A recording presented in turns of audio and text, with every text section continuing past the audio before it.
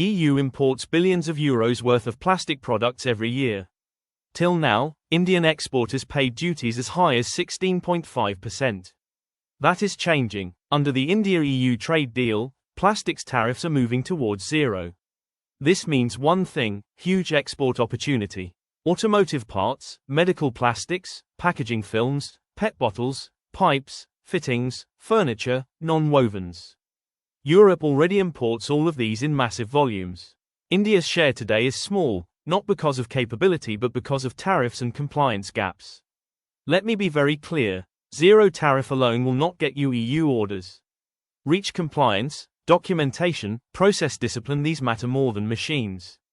To help serious manufacturers, I've created a free EU export starter kit, a compliance checklist plus a zero tariff opportunity guide. Comment EU or check the link and download it before you invest even 1 rupee in exports.